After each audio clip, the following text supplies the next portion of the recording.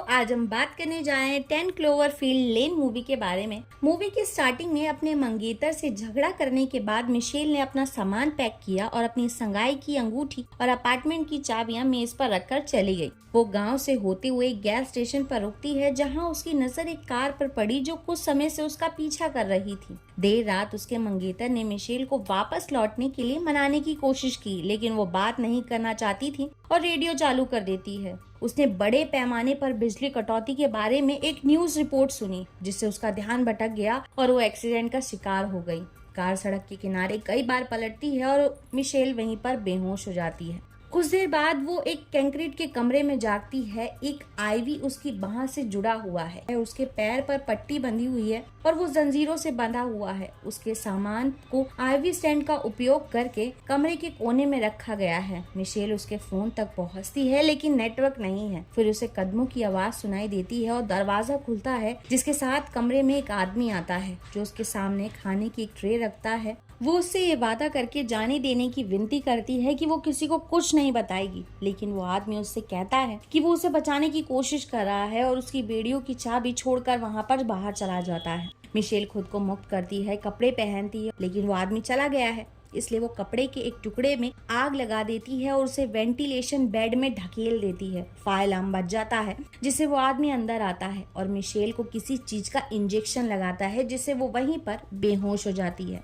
और जब उसे होश आता है तो मिशेल उस आदमी को अपने बिस्तर के पास बैठा हुआ देखती है, जो उससे कहता है कि वो वास्तव में बहुत किस्मत वाली है कि वो वहाँ पर है। उसे खाना खाना चाहिए और अपनी दवाई लेनी चाहिए, क्योंकि इंसानों पर हमला किया गया है। हालांकि ये भी क्लियर है कि ये किसी प्रकार का हमला है, पर ये कैसा हमला है इसके बारे में कोई भी जानकारी नहीं है। वो अब उसके खेत के नीचे एक बंकर में है। उसे मिशेल का एक्सीडेंट होते हुए देखा और उसे मरते हुए छोड़ नहीं सका। मिशेल पुलिस को बुलाने पर जोर देती है, लेकिन वो आदमी बताता है कि बाहरी दुनिया बहुत ही ज्यादा दूषित है। हवा को फिर से सांस लेने योग्य करने के लिए कम से कम 1 साल लगेगा, और ये तभी होगा जब ये हमला एक साधारण हमला हो। मिशेल ने अपने परिवार से कांटेक्ट करने के लिए कहा, लेकिन आदमी ने उसे विश्वास दिलाया कि जमीन पर रहने वाले जितने भी लोग थे वो सब मर चुके हैं। मिशेल ने जो सुना वो उसे समझने की सिर्फ कोशिश ही कर रही थी। तभी अगले कमरे से एक तेज आवाज आती है। आदमी दरवाजा खुला छोड़कर चला जाता है और किसी पर चिल्लाता है, फिर लौटता है और गुस्से में उसे याद दिलाता है कि उसे उसकी जान बचाने के लिए एहसानमंद होना चाहिए। जाने से पहले वो आदमी नाम अपना हॉवर्ड बताता है। अगली सुबह ऊपर से आने वाली आवाज से मिशेल की नींद खुल जाती है और वह दरवाजा खुला देखकर बाहर निकलती है। वो बाहर सो रहे एक युवक को जगाती है, जो उसे समझाने की कोशिश करता है, लेकिन वो कहती है कि वो हॉवर्ड के झूठ पर विश्वास नहीं करती। हालांकि एमिट ये क्लियर करता है कि ये सब कुछ वास्तव है, जैसा कि हॉवर्ड ने बताया है। हॉवर्ड मिशेल को दिखाता है कि सेंटर में बंकर एक ऐसा एरिया है जहां एक स्पेसिफिक चीज हवा को फिल्टर करती है। मिशेल का हॉवर्ड के पर्सनल रूम में जाना मना है। मिशेल को पर्दे के पीछे ही टॉयलेट का उपयोग करना पड़ता है, क्योंकि हॉवर्ड को डर है कि वो फिर से कुछ खतरनाक करने की कोशिश कर। दौरे के दौरान हॉवर्ड ने उसे दोपहर के खाने के लिए टेबल पर बैठने के लिए बुलाया। मिशेल ने औरतों की मैगजीन का ढेर देखा। हॉवर्ड ने बताया कि वो मेगन की है, जो अब उनके साथ नहीं है। अचानक मिशेल को बाहर शोर सुनाई देता है और वो अंदाजा लगाती है कि ये पास से गुजरने वाली एक कार हो सकती है, लेकिन हॉवर्ड ने उसे समझाया कि ये बिल्कुल इम्पॉसिबल है और वो थक चुका है समझाते समझाते कि ऊपर अब कोई भी नहीं बचा है। हालांकि जब उसने बंकर बनाने की शुरुआत की तो लोगों ने उसे सोचा कि वो पागल है। वो मिशेल को खुद देखने का मौका देता है और उसे ऊपर एक सीढ़ी तक ले जाता है। मिशेल को एक छोटी सी खिड़की वाला दरवाजा दिखाई देता है। पहली नजर में बाहरी दुनिया बदली हुई दिखती है, लेकिन घर के सामने गहरे गांव के साथ मरे हुए सूअर पड़े थे। हॉवर्ड ने बताया कि ये उसके थे, जिन्हें वो बचा नहीं सका। फिर मिशेल ने उसकी कार को पहचान लिया, जो दुर्घटना की रात उसका पीछा कर रही थी। बाद में एमिट ने बताया कि हॉवर्ड ने पहले नौसेना में सेवा दी थी। बाद में उसने खेत खरीदा और काम में मदद करने के लिए एमिट को काम पर रखा। उसने बंकर बनाया था और उसने एमिट को किडनैप नहीं किया। वो खुद ही जान बचाने के लिए हॉवर्ड के बंकर की ओर भागा, क्योंकि उसने देखा था कि हॉवर्ड ने अपना सारा पैसा इस बंकर के निर्माण में लगा दिया था। मिशेल एमिट को याद दिलाती है कि यह हॉवर्ड ही था जो उसके एक्सीडेंट का कारण बना और उसे यहाँ लाया। इसलिए हमले के बाद वो जो कुछ भी कहता है वो सब झूठ है। लेकिन एमिट जोर देकर कहता है कि ये गलत है, उसने खुद हमला देखा था, एक फ्लैश और एक धमाका और फिर आसमान लाल हो गया। मिशेल हॉवर्ड के जो भी कई बात है उसको बिल्कुल डिनाई करने की कोशिश करती है,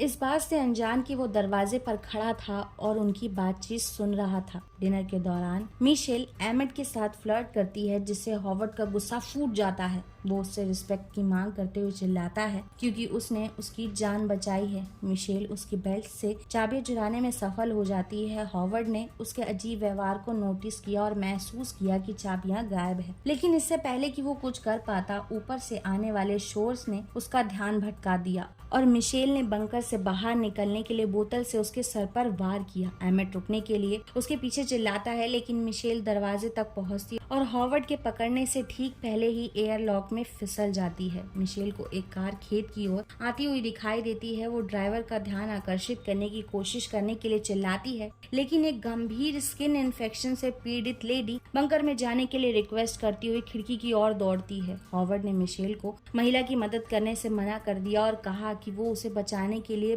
बहुत देर हो चुकी है। ये महसूस करते हुए कि वास्तव में किसी प्रकार का हमला हुआ है, मिशेल बंकर में लौट जाती है। बाद में हॉवर्ड ने ये एक्सेप्ट किया कि मिशेल के एक्सीडेंट का कारण वही था, लेकिन ये एक्सीडेंट था जिसकी वजह से उसकी जान बची। हॉवर्ड ने उसे मेगन के कुछ कपड़े उधार दिए। बाद में हॉवर्ड कार से सामान वाला एक बक्सा लाता है और उससे उसके जीवन के बारे में पूछता है। मिशेल बताती है कि उसने एक फैशन डिजाइनर बनने का सपना देखा था। हॉवर्ड ने बताया कि उसकी बेटी मेगन एक एक्ट्रेस बनना चाहती थी। फिर वो मिशेल को मेगन की तस्वीर दिखाता और अफसोस जताता है कि उसके तलाक के बाद मेगन की मां ने उसके खिलाफ उसे भड़काया और उसे वो यहाँ से ले गई। अगले कुछ दिनों में वो तीनों एक साथ रहने लगते हैं। एक दिन हॉवर्ड ने मिशेल से सिस्टम को फिर से शुरू करने के लिए वेंटिलेशन शाफ्ट पर चढ़ने के लिए कहा, क्योंकि वो ही एकमात्र इतनी छोटी है कि इसमें फिट हो सकती है। वो रेडी हो जाती है और फिर से उसे शुरू करने में सफल होती है, लेकिन जब वो वहाँ पर होती है तो उसे कुछ परेशान करने वाली चीज दिखाई देती है। कांच में एक संदेश लिखा हुआ है जिसमें सीढ़ी के नीचे पड़ी हुई एक खूनी बाली के साथ मदद लिखी हुई है। बाली बिल्कुल वैसी ही दिखती है जैसे मेगन ने फोटो में पहनी हुई थी। मिशेल ने एमिट को अपनी डिस्कवरी के बारे में संदेह करते हुए बताया कि हॉवर्ड ने मेगन के साथ कुछ किया होगा। करीब से देखने पर एमिट पहचानता है कि फोटो में दिख रही लड़की मेगन नहीं बल्कि ब्रिटनी, उसकी बहन की क्लासमेट है, जो कई साल पहले लापता हो गई थी।